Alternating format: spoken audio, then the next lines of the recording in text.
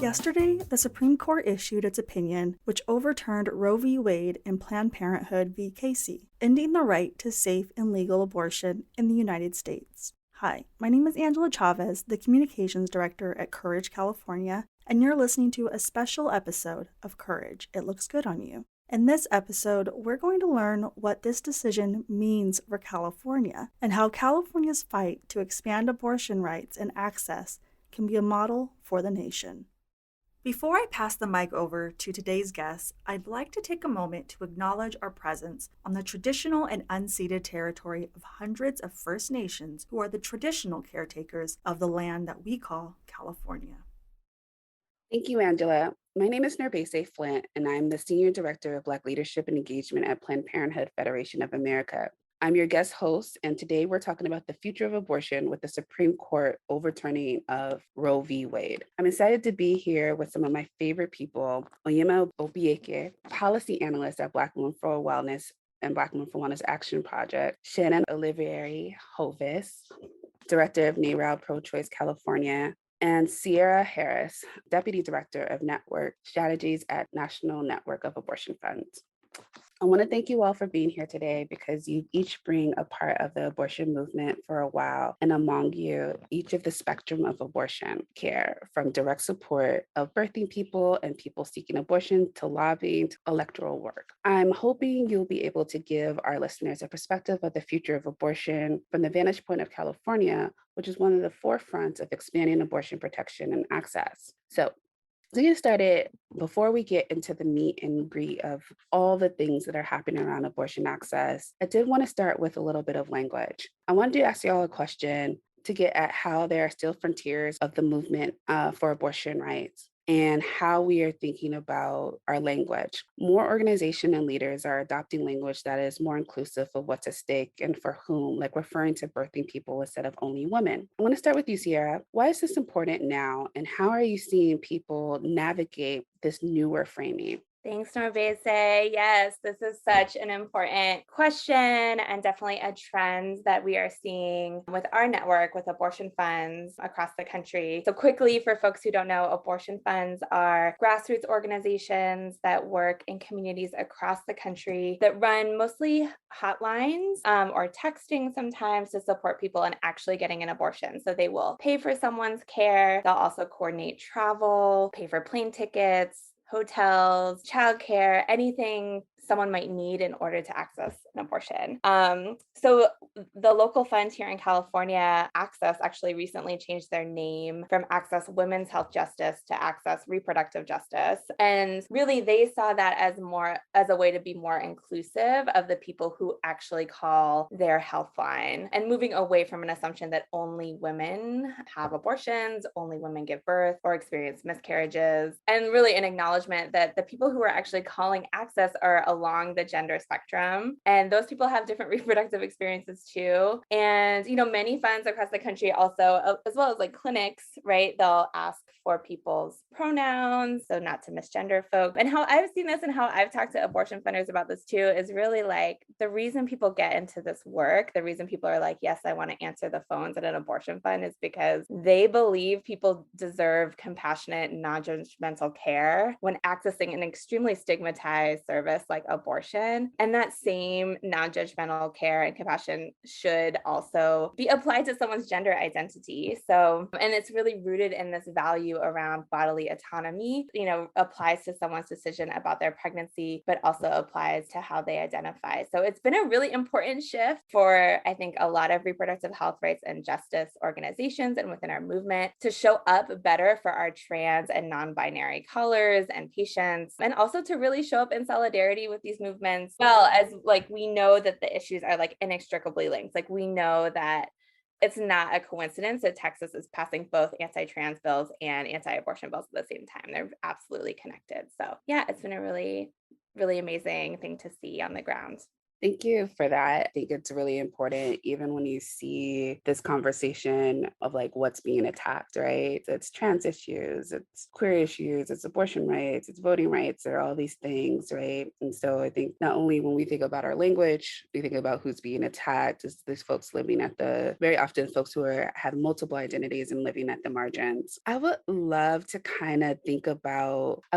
think about this first question. When it comes to Roe, we've heard a lot in the news about Roe v. Wade falling and all these kind of things around states. I wanted to one, can we break down what is happening, what comes after? And then two, we're going to jump into what happens or what are we thinking about in California? But I'll start with the first one. I'm going to throw it back to you, Sierra, but I definitely would love our other panelists to jump in. What do you think comes next in the abortion movement after the fall of Roe? And then with that, can you share a little bit what do we see that's happening? What does the fall of Roe mean?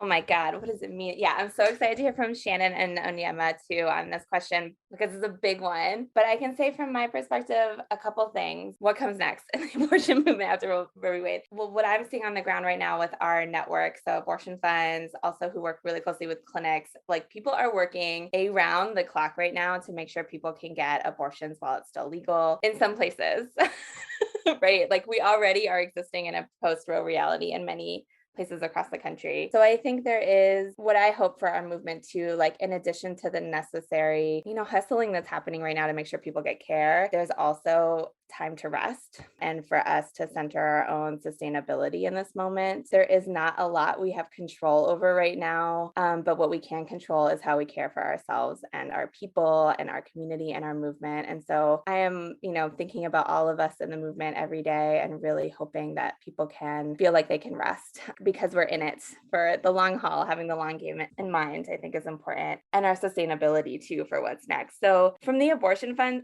also I think any loss, right, is a good moment to reassess and learn and talk about challenges and strengths and ask ourselves strategic questions. As a movement, I would love for our movement to really have a moment of learning right now and to talk about what really on the real what has not worked in the past, what are strategies that need revisiting. I know from our perspective at the National Network of Abortion Funds, we really feel like abortion funds are uniquely positioned to lead in this moment, along with organizations that are led by Black, Indigenous, and people of color, folks who are really at the center of Roe falling. And that has not always been the case in our movement. We know a report just came out last week from the National Committee for Responsive Philanthropy, and only 2% of philanthropic dollars go to supporting abortion funds. So there's also, a real inequity of who has been supported and resourced in our movement. So I think there's just a lot of where can we resource other organizations? Where can we really support the leadership of people of color? And how do we be innovative and creative in this moment? And also tend to where has there been harm that needs repair? How can we move through this moment with as much compassion and dignity as possible? So there's so much richness, I think, in this moment. I wanted to both pass it to Shannon and Onyemma, really also kind of looking at this question of what happens after Roe and what does this mean? What does this mean for your respective organizations? Shannon, I would love to hear from you, and then throw it to Onyemma. Thanks, Nourbese. So, it's interesting. I really agree with what Sierra said in so many ways, right? We already know that the reality of Roe and the promise of Roe has been an illusion for many folks across this country for years, if not decades, right? So we already have this real patchwork quilt of access around the country. Even with Roe still standing, we've seen that many states only have a single clinic in operation. And if that's not an undue burden on people's ability to access the essential healthcare that they need, I don't know what is, right? So I think that this is an opportunity, as dire and devastating as the moment is. The reality, right? We anticipate that 26 states, possibly as many as 28, will take steps to ban and outlaw abortion entirely or almost entirely following the ruling, assuming that the opinion, the final decision that comes out, reflects that of the draft majority opinion we've already seen, and that the Supreme Court overturns the constitutional right to abortion and sends this right back to the states to determine.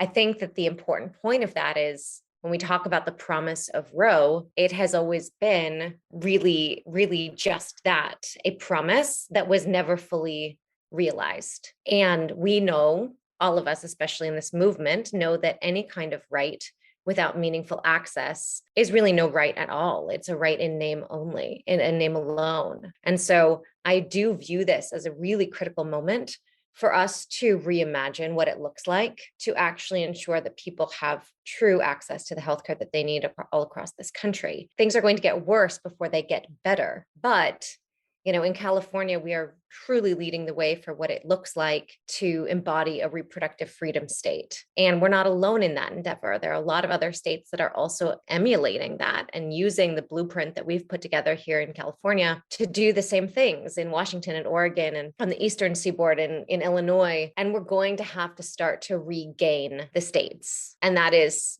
a first process and project here is making sure that we can flip, and NARAL, of course, is a political organization. We need to flip states that we have the opportunity to do that, like Arizona and Georgia, places where we could really start to see progress. At NARAL, one of the things we were proud of is that we were able to go into Nevada, not even that long ago, a handful of years ago, and have a really critical role in, really flipping that state from purple into a much more solidly blue space. But, that coincides right now with being more of a haven for reproductive freedom and access to reproductive health care. And because we now have the first ever pro-choice Democratic governor in Governor Sisolak in Nevada, we just were able to pass the Trust Nevada Women Act in 2019 and decriminalize abortion care there. And that, we have to take this fight to every single state. The people are with us. Public opinion is with us on the issue. 8 in 10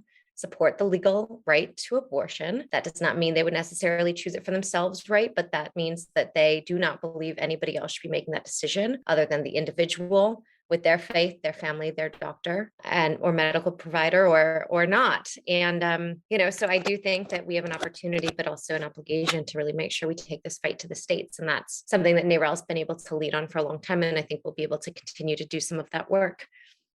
Thanks, Shannon. I think that's really exciting hearing that many of the states that are ready to fight back and thinking about what does it mean for us to reimagine what it looks like to have access to care. But I do think this question is for you, Onyemma. When we think about the laws and that even if we have good laws on the books, there's something that we want to definitely think about when it's actual tangible access. And so as we think about here in California, where there's a significant percentage of people who cannot get access to abortion care, even though we have all the laws. I'm wondering, how are we preparing to be a sanctuary state as we also make sure that folks who are in our state, particularly those living at the margins, have and are able to get care in a timely fashion? Yes. Hi. Thank you, Nourbese. Just honored to be on this panel, honored to be one of your favorite people.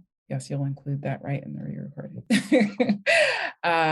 Grateful for Sierra and Shannon's insights already, just extremely brilliant. I'm here just snapping away. And so I'm here representing Black Women for Wellness and Black Women for Wellness Action Project, reproductive justice organizations, right? And we are very rooted in the values of reproductive justice and that framework. And so that centers and that values dignity, right? It values equity, and it really takes on a holistic approach, and has a holistic vision for what reproductive freedom is, or reproductive rights, right? The framework really sort of recognizes that our reproductive destiny is linked directly to the conditions in our community. And so it's not just a matter of individual choice and access. It really seeks to address the social reality of inequities and inequality, inequality of opportunities that impact our lives generally, right? Like in that impact or the implications of these inequalities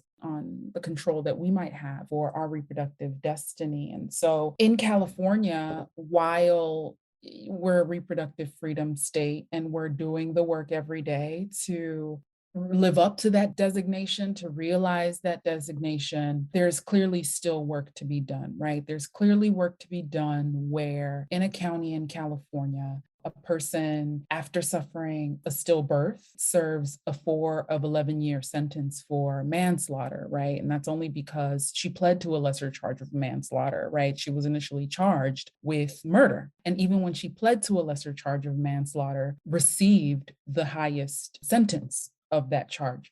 That's problematic. That's traumatic after suffering a stillbirth, after suffering from pregnancy loss. We know that in California, there is a dearth of abortion providers. You know, there's a proliferation of crisis pregnancy centers that are purveying or purveyors of misinformation and disinformation that in turn functions as a barrier to care, right? Because their stated goal is to prevent folks from accessing care. Their goal is to dissuade folks and even coerce them from accessing care. All of these really contribute to a lack of access for a number of our communities. And so I'll say this, a gift of this moment, because I do view this moment as an opportunity. I view it as a tremendous opportunity to engage with and grapple with, honestly, a reproductive justice framework, a true reproductive justice framework. Nourbese, you mentioned earlier that this word is thrown around, right? And it's used interchangeably. It's used to mean reproductive freedom. It's used because it's a sexy, I say because it's sexy to use that frame, but folks aren't grappling with what that truly means. Folks aren't grappling with the values that are inherent to that framework. And I think this really presents an opportunity for us to really grapple with that and reimagine access to care in a way that is grounded in reproductive justice values. I think that this is a moment because reproductive justice is a framework that was developed by Black women. I think this is an opportunity for Black women to lead, right? Black women to lead in this fight and in this moment, such that this care is holistic, such that when we reimagine access to care, it's holistic, it's grounded and contemplates ideas of dignity and equity and justice, that it centers bodies that are most marginalized, that it really is reflective of what we've learned, as Sierra said, right? Like we actually take a moment to reflect on our learnings. Fast forward, California, we're doing work.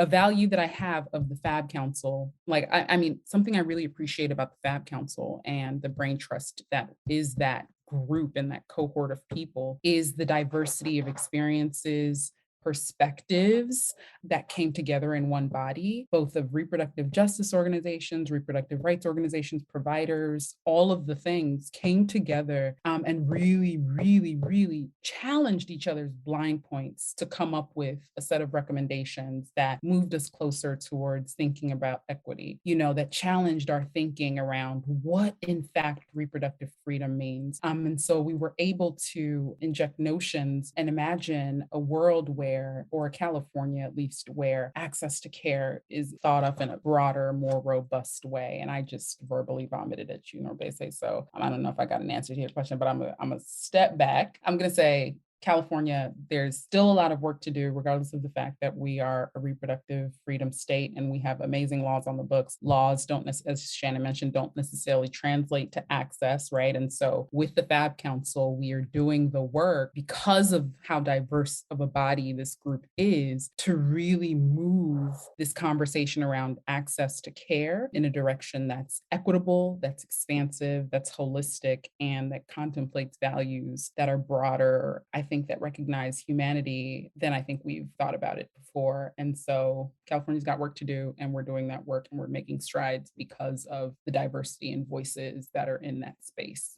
I appreciate the really rich answer and giving us a lot to chew on, from like reproductive justice to the California Fab Council and all the things. So I did want to quickly follow up because you brought up reproductive justice, and all of you talked a little bit about having folks of color and leading and having BIPOC folks lead, and wanting to also kind of string in these conversations of like, what does it mean for us to be like intersectional in our ways we like around abortion access. I say that with knowing that abortion access sometimes is looked at as this single issue. And also knowing that the reproductive justice movement started because it was looked at as a single issue and it expanded it out. Onyemma, and then I would also love for other folks to like jump in as you see fit. Could you share a little bit about how are folks, particularly RJ folks, stringing abortion access to the other pieces, the other intersections of people's lives and identities, and how that all looks in the work? Mhm, mhm. Thank you, Nourbese. I think one way that could be helpful to explain this, all we have to do, honestly, is look at how current restrictions manifest to see its connections to the broad swath of issues, right? And how it impacts our lives, right? For instance, just if you go to a Catholic hospital, right? And say you are someone who has suffered an adverse maternal health outcome, right? So you're pregnant, something has happened with your fetus that requires perhaps, termination in order to save the mother's life, or just even having the option to determine whether you'd like to induce labor. That's not an option for you if you go to a Catholic hospital, right? And so if that's your only choice, if that's your only access to care, right, that's a maternal health issue. It can also be a racial justice issue. If you think about, like we mentioned earlier, Dora Perez, right? If you think about criminalization of pregnancy outcomes, even in California, where the DA is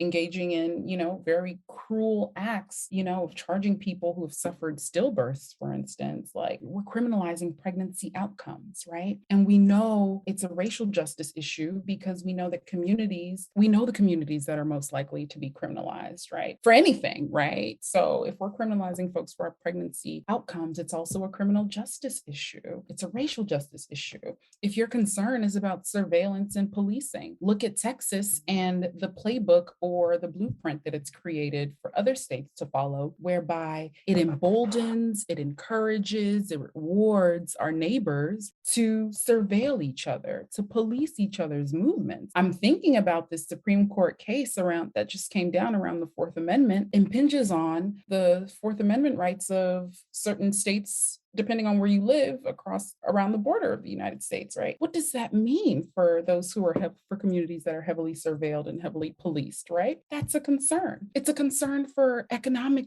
justice issues, right? The ability to determine if, when, and how we have a family, has implications for our lives, for the quality of our lives, determines whether or not we're able to live in dignity. I could go on, right, around all the various ways that abortion access and restrictions of abortion access, or these abortion bans, have implications for our lives and the lives of our families. Whether your issue is maternal health and maternal mortality, my goodness, right? Like in California, Black women and birthing people are 4 to 6 times more likely to die from pregnancy-related causes than our counterparts. And there's a study that came out of Colorado, a university in Colorado, that notes that an abortion ban across the country means a 21% increase, right, in maternal mortality rates across the board. That also means a 33% increase in maternal mortality rates for Black birthing people. So it's a maternal health issue. It's a Black maternal health issue. It's a racial justice issue. Like, these bans and restrictions have serious implications on our lives. And so I think all you have to do is look at how these bans, these early bans before Roe has even fallen, manifest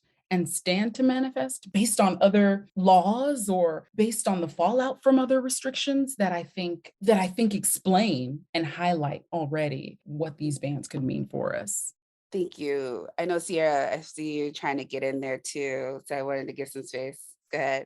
Thanks, Nourbese. I'm like, oh yes, Onyemma, everything you're saying. Yeah, and I wanted to pick up on the thread you were saying about especially quality of life. And I think, it's something we talk about in the movement too, is that anti-abortion, extremists have really sort of cornered the market on life and what we're talking about with life and being pro-life. And then really through a reproductive justice framework, life is such a big part of it, and lives of the people who are pregnant and their dignity and their autonomy. We know that the majority of people who access abortions are actually parents. They know intimately what it means to be a parent in America in 2022, which is actually incredibly difficult. I'm a parent of 2 young kids. It is very hard to parent in this country because we do not have the structural support that we really need to raise our children. And, right now we're also facing, we're still in a pandemic, we're facing a formula shortage, and we don't have universal health care. We don't have, a substantive welfare system. Like, there's so many societal supports that aren't there for people to parent and to have the children that they may want to have,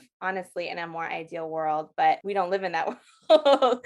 And I think that's a big piece of where intersectional issues come up. We don't, people aren't making these decisions in isolation. They're making them in the context of their lives and in the context of the kids that they have and the context of the world right now. And it's a more nuanced perspective, but it's a more real life perspective to really honor the complexity of people are living and also trusting them in their decision because they know their lives best and their bodies best. You said a lot, right? So in all those leading all those pieces together, but even if you take the formula space, and we live in a country that there's a formula shortage, and what does it mean and how we create the conditions for people to be able to raise families. This core tenet of reproductive justice, of being able to have sustainable families, and how abortion links right into that. It's not something we can look at in isolation. How about the irony that for the formula shortage problem, and I have a 7-month-old, and Nourbese, you have an almost 1-year-old. So we're feeling this. I've been breastfeeding her, but my milk supply dropped dramatically. And we have had to supplement with formula. And a lot of people have to use formula for a variety of different reasons, right? But I think that that's actually a perfect example because the same folks in Congress, these Republicans who are voting, against the Women's Health Protection Act, against the federal legislation that would enshrine a right to abortion all across the country. Those are the same people who voted against these interventions to ensure that we can get baby formula to people faster and having the government help folks get the baby formula that they need to feed their infants. So on the one hand, you can't get an abortion. And on the other hand, we are absolutely not going to help you feed your baby. And we have to remember how dire that is. Babies younger than 6 months old, and even up to a year, they're primary, what they need is breast milk or formula, and they cannot live without those things, right? So this isn't an optional, oh, you can just, right? This is essential. And I do think that sort of seeing that juxtaposition of, we're going to force you to carry a pregnancy, we're going to force you to have a baby, and then we will absolutely not help you feed it even when we're in a national crisis. That's very scary. For all the parents and all the folks and all the families, right, in the struggle. So thank you for adding that perspective that I am absolutely feeling. With that, so I do want to spend in our last couple of minutes talking about some of the solutions. I'm going to piggyback this back to you, Shannon, to talk about solutions. So we know that California is a leader in this space and that you all are a part of the California Future of Abortion Council. I would love to understand a little bit about how the council came together. What are your hopes and dreams for it? Thanks, Nourbese. So essentially, when the Supreme Court allowed Texas's 6-week abortion ban, SB 8, with its vigilante enforcement system, when they allowed that to go into effect in September, right? They had already decided that they were taking up Mississippi's 15-week abortion ban this session. Then they allowed Texas's 6-week abortion ban to go into effect. So the writing has really been on the wall here that they are prepared to let Roe fall and let the constitutional right to abortion fall. And it was at that point, we've been doing a lot in California to already kind of prepare California, continue to improve our access and address our access deserts here. But that was a turning point to where we decided and really not only together with California leadership, the governor and legislative leadership, but even at their urging to create the California Future of Abortion Council, which is comprised of 40 reproductive health rights and justice organizations and another over 100 abortion providers and patients and researchers, and really trying to get as many folks in the room as possible to have a comprehensive, really quick, right? We had to get our ducks in a row in short order, but nonetheless, a comprehensive group to interrogate our current laws in California. What loopholes do we need to address? What does a post-Roe world look like? What are the challenges that present post-Roe world that we need to be prepared for? And how do we address some of the persistent barriers that still exist here in our state? And so that group convened several times. We had various working groups, and we put together a report with 45 policy recommendations, essentially a blueprint for states like California, not just our state, but states like ours, for how to move forward in this moment and create a framework for a reproductive freedom state. And this year, we're supporting a package of 15 bills, which includes, most recently announced, a constitutional amendment to actually enshrine the right to abortion and contraception in our state constitution, which we do not currently have. We have, similar to the federal constitutional right, it was founded based on a Supreme Court decision that we have the right to abortion embedded within the right to privacy. Same was the case in California. So we don't have it explicitly stated in our state constitution that we have the right to abortion and contraception. So we're working on that even this year. And some of the things that package includes are things like addressing cost barriers. Cost continues to be the biggest barrier that people face when trying to access abortion care. Stabilizing our provider network, ensuring that they get reimbursed when they provide low or no cost care to patients with low incomes or patients who are uninsured or underinsured. We have to remember that folks who are coming here from out of state, in many instances, their insurance may not transfer.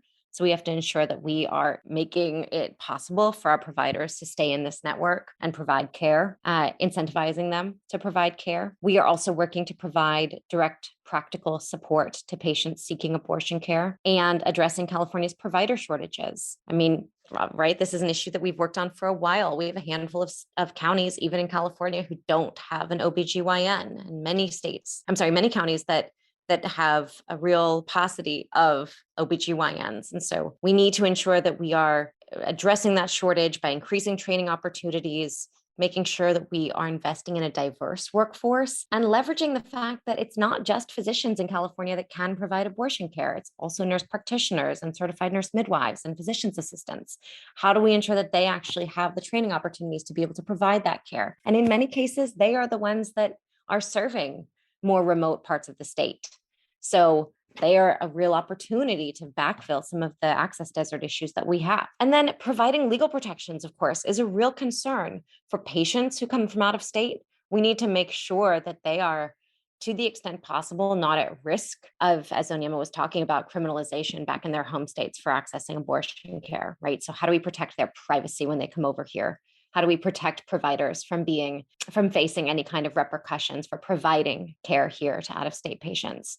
So those are some of the things that we're working on. And then addressing some of the misinformation and disinformation that we have seen on the rise, and will continue to see on the rise, right? It's surprising to folks to hear that even in California, crisis pregnancy centers, these what we more accurately call fake clinics, right? They actually outnumber clinics that provide abortion, even in California. And they are geared toward dissuading, coercing, if necessary, people out of making the decision to get an abortion. And so they lie to folks. They tell them, right, that abortion is associated with the future infertility and all kinds of horrific things, breast cancer. I mean, you name it, they will do whatever they want to do and whatever they feel they need to do to manipulate people out of accessing abortion care. And so some of the work we're working on too is making sure that people have comprehensive, medically accurate, unbiased information. And we're creating a one-stop shop website for people to know where and how to access abortion care and all the support that they need to be able to access that care. So that's just some of the stuff that we're doing this year. And this is not a single year project, right? This is a multi-year, if not decades long effort to ensure that California is doing the best that we can and that we're bringing other states along with us. Wow, that's a lot, Shannon. So y'all are super busy. I know every person on this podcast is deeply embedded into that work. With that being said, I know we could talk about abortion access and all the intersectional issues all day, but I definitely wanted to one, give everybody a moment for like parting words or parting thoughts. If like there's a quick kind of like, if you want people to leave here knowing something about abortion access in California and your organization, what would you want them to know? So I'll start with Sierra with that question. Sure, this is great number to say. Okay, well, off the top of my head, as a deputy director at the National Network of Abortion Funds, I would say that I want folks to know that abortion funds and practical support organizations are an amazing resource. Like, these are the organizations that are figuring out the travel plans for people to cross state lines. They are paying for people's abortions, and these organizations exist. There's 92 of them. The local one in California is Access Reproductive Justice. Donate to them. See how you can volunteer. They have amazing volunteer base. Sometimes well-intentioned folks want to set up these systems and organizations kind of on the side or on their own, but the organizations exist and they need support.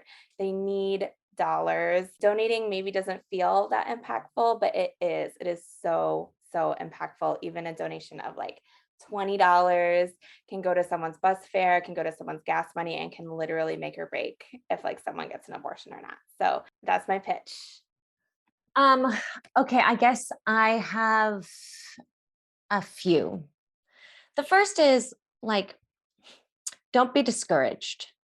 This is an awful time, but but we are needed more now than we've ever been needed. This movement, our allies, we've long taken for granted, unfortunately, that the right to legal abortion was going to be a right forever.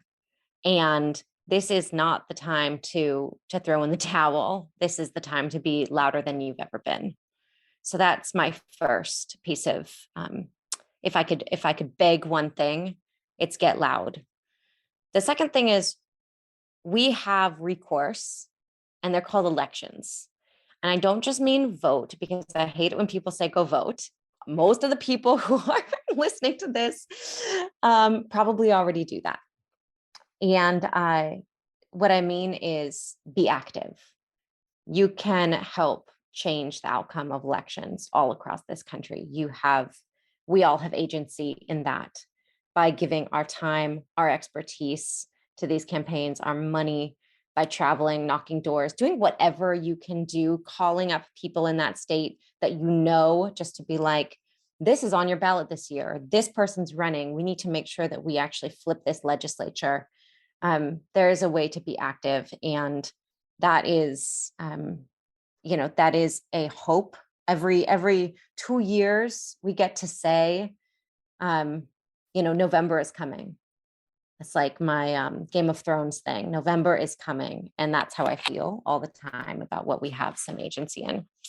And then the last thing is help volunteer with us. I mean, NARAL is a membership organization. We have more than 2.5 million members nationally. We have about 300,000 members in California.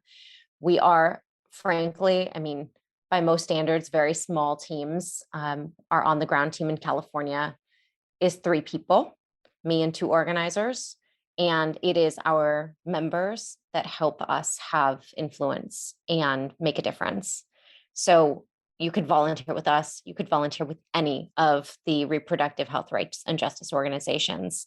And that changes the ballgame. You help us make clear to our elected officials that we truly are the consensus in this country, and we won't fall victim to the very vocal minority that is out there peddling all of the anti-choice things that they're doing. So those are my 3. Be loud, make your voice heard in elections, volunteer with our organizations, help us get this work done. And Onyemma, can you bring us home? No pressure at all after Sierra and Shannon. Last parting thoughts. So in terms of California and where we are, once Roe falls, right, any day now, once Roe and Casey are overturned, California is doing the phenomenal work such that abortion will still be legal, and we will continue to do the work to strengthen the protections such that folks whether or not you reside in California or you come to California for care, you are able to make your way to California for care. It will be available and accessible here in this state. So, yes, so there's that, right? At Black Women for Wellness, we understand abortion care to be an integral component of the spectrum of reproductive and sexual health care. Um, and so we'll continue, to fight for that care for everyone, right? For anyone who needs and wants access to this care because we believe they should have it, right? We understand it to be a healthcare issue. We understand it to be a racial justice issue, right? Because, the majority of the states that, will repeal abortion access, right? Will ban access to care, right? Are the same states that hold the majority of Black birthing people in this country, right? So, as such, even though we are a state-based organization in California, and we love this place, right? The best coast, all of that. Argue with your mom, not me, right? We can't leave Black birthing people that are in other states behind. And so for that reason, we will continue to fight for access to this right such that it's a reality for everybody, right? And we will fight for this right in a way that it is such that it is meaningful, it is accessible, it contemplates the reproductive justice framework, so that it's a real, tangible right. For all people across the country. So we won't fight, we won't back down, and we will continue to do this fight, and we will continue to advance reproductive justice values. That said, this fight's going to be a long fight, right? But it's not, it took them 50 years, right, to repeal this, this right, and or to, to win this war, whatever, right? To win this battle, but the war is not won. And so we just need to be as strategic and tactical and patient. Not patience in the whole like incremental change kind of way, but patience or maybe persevere, right? That might be the better word, in the fight, because it will be a long fight, but we cannot lose hope. It will be a long fight, but we must be steadfast in our beliefs that this is a right, and this access to care is one worth fighting for. And so, echoing Shannon in her call to tap in, for lack of more eloquent words, right? Shannon said all the things. Sierra, you said all the things. But just let's be steadfast and let's persevere. It's worth it. We're ready to fight, and we invite you to join us in this fight.